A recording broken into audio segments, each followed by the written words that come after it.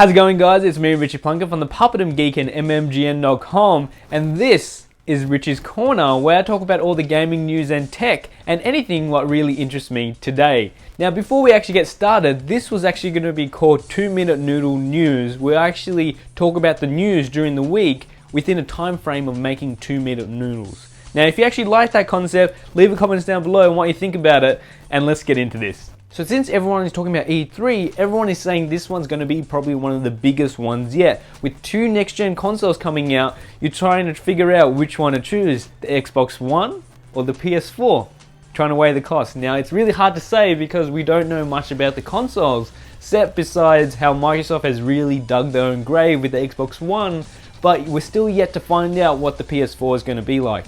Now, also saying this, Microsoft just moments ago has actually come out and said they're not going to be holding a pre-E3 conference for the media so they can answer their questions, and it seems like Microsoft is just digging their own grave. Now, since the reveal of the Xbox Ones, it's just been a downslope of just bad things, bad reviews, bad comments, just everything about the Xbox One has just been bad. Now, I'm not saying it's a bad console, I haven't played it for myself, it could be the next best thing, but unfortunately, it just had this bad press over the last couple of weeks, and it's going to be really hard for Xbox to shoot up. But the thing is, once you hit rock bottom, you can only go up, and I think that's what Xbox is trying to do, get all the hits right now, and then when it comes E3, they're going to be shooting all these new games to people, and people are going to be going crazy for them, and then they're going to get their fan base back. Now, moving on to Sony has actually come out and said they're going to actually be talking about 40 games at E3 across the PS4, PS3 and PSP Vita.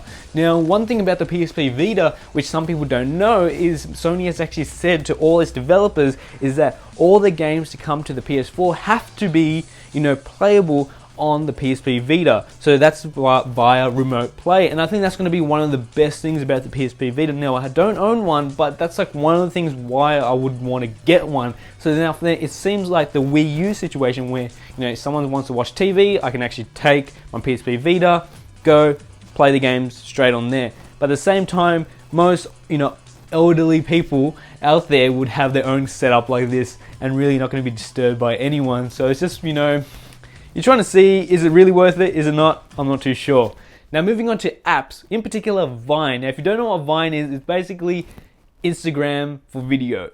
Now, this app is made by Twitter, which people don't know about, and it's starting to take off. Now, it's actually recently announced for the Google Web Store, so if you do have an Android device, you can download it now. It actually seems to have more features than the iOS version, and it is taking off. There aren't many people still using it, so really, if you start using it that much, you could probably be the top person using Vine, and be creative with it. It's actually a really cool tool to use with video. It doesn't necessarily take 6-second videos. You could take little increments of videos and make it into 6 seconds. So a lot of people doing stop motion, these crazy things. I'll put some links down below to them.